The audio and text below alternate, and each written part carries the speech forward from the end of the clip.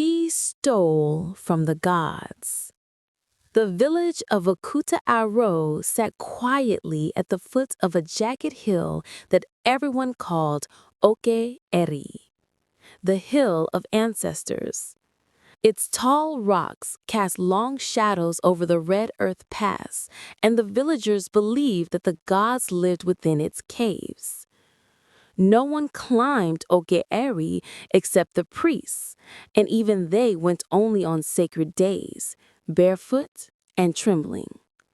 Among the villagers lived a young woman named Adaora, a girl of quiet strength, stubborn heart, and piercing brown eyes that held more secrets than she admitted. Adaora's mother had died when she was 15. Leaving her with a father who drank palm wine like water and sold her belongings piece by piece to fund his addiction. By the time she was 20, Adaora had become both mother and father to herself. But poverty has a way of pushing even the strongest soul toward desperation. And desperation, in Okuta-Aro, was the fastest path to misfortune. Before we continue, please like, comment, share, and follow. For generations, the priests of Oke-Eri guarded a sacred object known as the golden calabash of Ofu-Eke, believed to hold the blessings that kept the village fertile and peaceful. No one had ever touched it except the chief priests. Rumor had it that anyone who touched it without spiritual permission would die within 7 market days. To the villagers, this was not just a warning, it was law. But Adaora didn't believe in such tales. She believed the priests exaggerated the fear so the villagers wouldn't question authority. One evening, after her father had shouted at her for not bringing enough firewood, and after she saw her younger siblings go to sleep hungry again, Adaora's anger bubbled like hot palm oil. She sat outside beneath the moon, listening to the distant whisper of the Oke-Eri wind. A thought formed in her mind, a reckless, dangerous thought. They say the calabash is made of real gold, she muttered to herself. If I take it and sell it in the far towns, my life will change forever. She swallowed hard. Even thinking it felt like a sin. But hunger speaks louder than fear. Don't forget to like, comment, share, and follow before we continue. The next night, when the moon was dim and the paths were quiet, Adaora wrapped her scarf tight and crept toward Oke-Eri. Her heart pounded like a talking drum as she approached the forbidden hill. The wind howled as though warning her. "Turn back," it seemed to say. She ignored it. The climb was steep, the rocks cold. More than once she slipped and scraped her knee, but she kept going. She reached the mouth of the sacred cave, glowing faintly from the torches the priests left inside for rituals. There, at the end of the cave, sat the golden calabash, glittering softly in the firelight. Adaora stood before it, breathing heavily. "It's just a calabash," she whispered. "Gods don't need gold. I do." She reached out.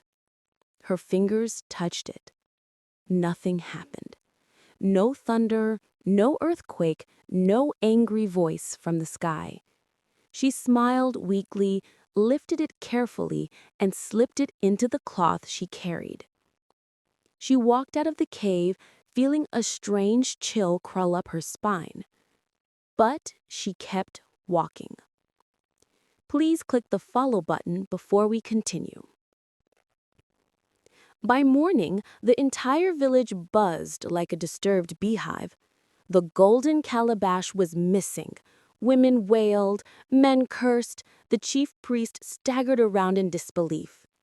The elders gathered under the iroko tree and declared a village-wide search for the thief. "It is not just an object that is missing," the chief priests cried. "It is our protection. Without it, calamity will hit Okuta Aro." Everyone was terrified, except Adaora, who sat quietly in her father's hut pretending to weave a basket. The calabash lay buried beneath the floor. Her guilt prickled her skin like fire ants, but she pushed it away. "They will never find it," she told herself. "After 3 days, I will sneak away from the village and sell it." But guilt has a way of finding its voice, and sometimes gods do too. Before we continue, please click the follow button. That night, a strange storm hit the village. Thunder without rain, wind without breeze, the kind of storm that shakes the spirit before it touches the skin. The villagers ran into their huts, terrified. Adaora sat alone, trembling. She felt something move under the ground. The floor where she hid the calabash seemed to breathe like a living thing. She froze.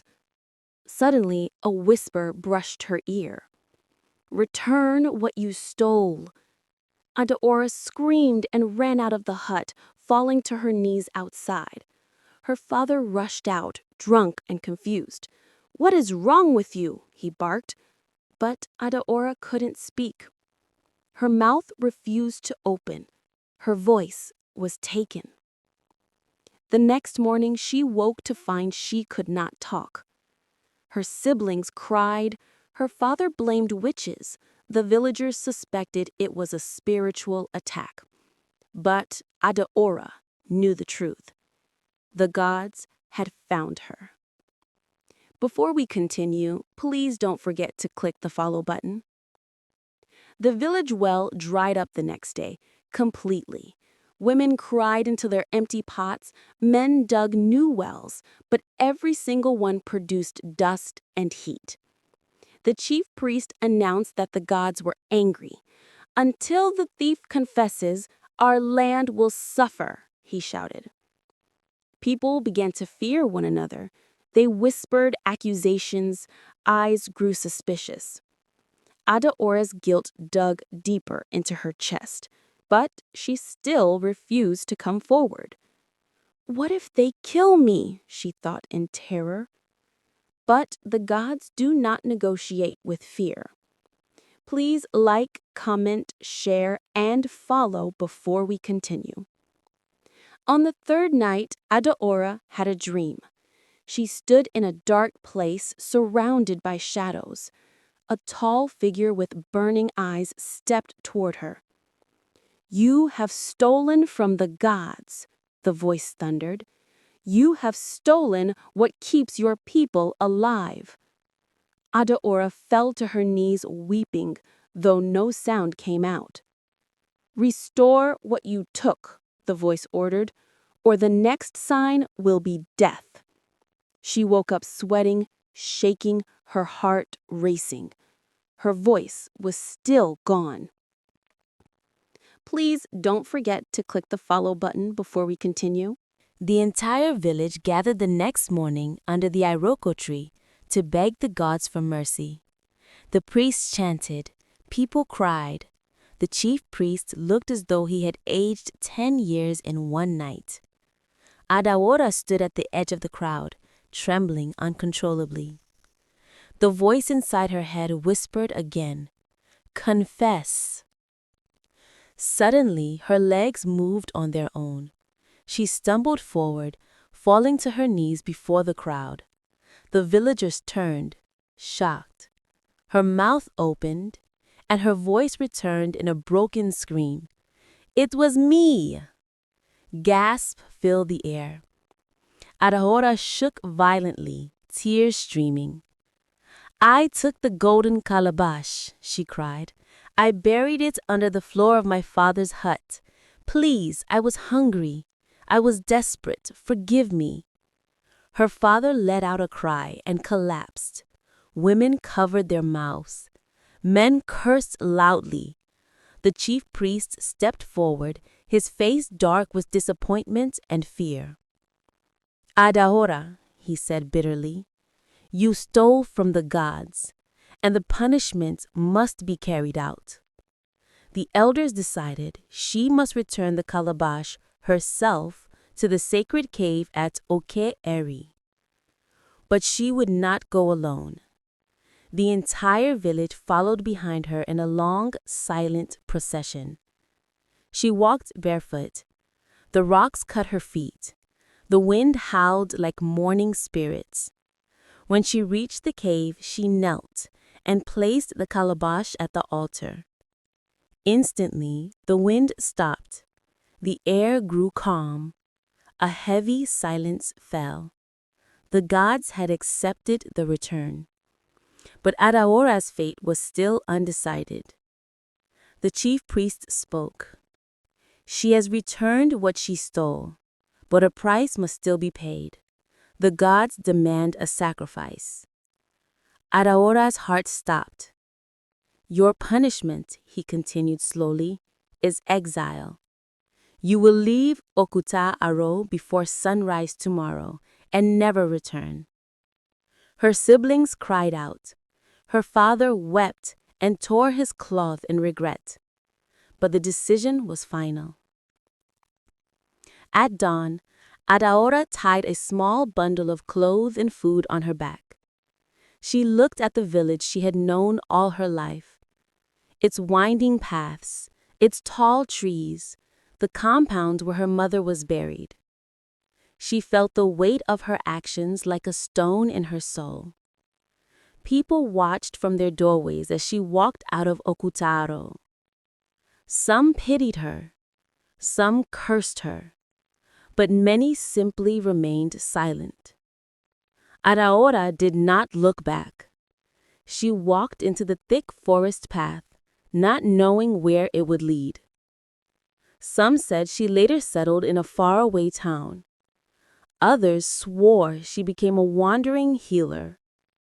A few whispered she still roams the forest, living between the world of humans and gods.